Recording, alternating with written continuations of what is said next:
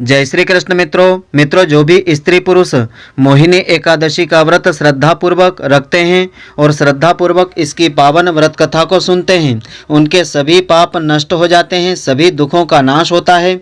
भगवान श्री हरि की कृपा से उनकी सभी मनोकामनाएं अति शीघ्र पूर्ण हो जाती है। तो मित्रों, आज आपको हम बताएंगे इस वर्ष 2023 में वैशाख मास शुक्ल पक्ष की मोहिनी एकादशी का व्रत कब रखा जाएगा और यह व्रत आपको किस प्रकार से करना चाहिए जिससे कि भगवान लक्ष्मी नारायण जी की कृपा दृष्टि आपके ऊपर सदैव बनी रहे। तो मित्रों, आप सभी का बहुत बहुत स्वागत है आपके अपने ही चैनल एस्ट्रो गुरुजी में। यदि आपने अभी तक हमारे चैनल को सब्सक्राइब यदि नहीं किया हो तो अभी सब्सक्राइब कर लें और बेल आइकन को अवश्य दबाएं, जिससे हमारे अगले आने वाले नए वीडियो की नोटिफिकेशन सबसे पहले आपके पास पहुंचे। आप नित्य नई नई ज्ञानवर्धक जानकारियां व नित्य का राशिफल हमारे चैनल से प्राप्त करते रहें। तो हमारे हिंदू धर्म में मोहिनी एकादशी बहुत ही पावन और फलदायिनी मानी जाती है। ऐसी मान्यता है कि जो भी स्त्री पुरुष इस पावन तिथि के दिन पूर्ण श्रद्धा और विधि विधान से इस व्रत को रखता है उसका जीवन कल्याणमय हो जाता है। व्रत रखने वाला स्त्री पुरुष मोह माया के जंजाल से निकल करके मोक्ष प्राप्ति की ओर अग्रसर भी होता है और भगवान श्री हरि की कृपा से उनकी सभी मनोकामनाएं भी पूर्ण होती है।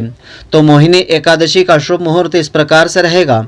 वैशाख मास के शुक्ल पक्ष की एकादशी तिथि का शुभारंभ दिनांक 30 अप्रैल 2023 दिन रविवार को रात्रि 8:28 पर होगा। वहीं इस तिथि का समापन दिनांक 1 मई 2023 सोमवार को रात्रि 10:09 पर होगा। तो ऐसे में उदयात तिथि के अनुसार मोहिनी एकादशी का व्रत दिनांक 1 मई 2023 को रखा जाएगा। तो मोहिनी एकादशी व्रत की पूजा विधि इस प्रकार से रहेगी। तो एकादशी के दिन ब्रह्म मुहूर्त में सूर्योदय से पहले उठ करके स्नान आदि करने के पश्चात साफ स्वच्छ वस्त्र धारण करें। इसके बाद सूर्य नारायण भगवान को अर्घ्य प्रदान करें। इसके पश्चात एक कलश की स्थापना करके भगवान विष्णु जी की पूजा करें और दिन में मोहिनी एकादशी की व्रत कथा का पाठ करें अथवा श्रवण करें और विष्णु सहस्त्र नाम का पाठ आप करें तो बहुत ही अच्छा रहेगा। और रात्रि के समय श्री हरि का स्मरण करें और भजन कीर्तन करते हुए जागरण भी करें। द्वादशी के दिन एकादशी के व्रत का पारण करें। तो सर्वप्रथम भगवान की पूजा करके ब्राह्मण अथवा जरूरतमंद व्यक्ति को भोजन आदि करावें। उसके बाद उन्हें दान दक्षिणा देवें। इस प्रकार से इस व्रत का पारण करें। इसके पश्चात आपको भोजन करना चाहिए। इस प्रकार से इस व्रत का पारण करने से भगवान विष्णु जी की कृपा से इस व्रत का पूरा फल प्राप्त होता है। तो मोहिनी एकादशी की पावन व्रत कथा इस प्रकार से है। इस दिन पूजा अर्चना करने के पश्चात मोहिनी एकादशी की यह व्रत कथा अवश्य श्रवण करना चाहिए, जिससे कि इस व्रत का पूरा फल प्राप्त होता है। तो भगवान श्री कृष्ण जी कहते हैं कि वैशाख मास में शुक्ल पक्ष की एकादशी का नाम मोहिनी एकादशी है। इस एकादशी का व्रत श्रद्धा पूर्वक करने से मनुष्य पापों और दुखों से मुक्त हो जाता है, सांसारिक मोह ममता से भी छुटकारा मिलता है। तो अब मैं तुमको इससे संबंधित एक कथा को सुनाता हूँ कि सरस्वती नदी के रमणीय तट पर भद्रावती नामक एक सुंदर नगरी थी। वहाँ द्युतिमान नामक चंद्रवंशी राजा राज्य करता था। उस नगरी में धनपाल नामक धनवान पुण्यवान एक वैश्य एक व्यापारी रहता था। वह वैश्य अत्यंत धर्मात्मा और भगवान विष्णु का अनन्य भक्त था। उसने नगर में अनेक अन्न क्षेत्र, प्याऊ, कुएं, सरोवर, धर्मशालाएं आदि बनवाए थे। तो उसने जगह जगह पर सड़कों पर आम, जामुन, नीम आदि जैसे अनेक उपयोगी वृक्ष भी लगवाए थे। उस वैश्य के 5 पुत्र थे। उनमें दृष्ट बुद्धि वाला एक 5वां पुत्र अत्यंत पापी और दुष्ट प्रकृति वाला था। वह न तो ब्राह्मणों का आदर सत्कार करता था, न कभी पितरों का सम्मान किया करता था। वह वेश्यागामी और जुआरी भी हो गया था। वह मद्यपान और मांस, मदिरा आदि का सेवन करता और अनेक कुकर्मों में वह अपने पिता के धन को नष्ट किया करता था। तो अनीतियों से तंग आकर के उसके पिता व भाइयों ने उसे घर से निकाल दिया। परिवार के अन्य संबंधी भी उसकी निंदा करने लगे थे। तो घर से निकलने के कुछ समय तक तो वह अपने गहने और कपड़े बेच करके अपना जीवन निर्वाह करता रहा। जब उसके पास सारा धन नष्ट हो गया तो उसके संगी साथियों ने भी उसका साथ छोड़ दिया। अब वह भूख प्यास से व्याकुल रहने लगा।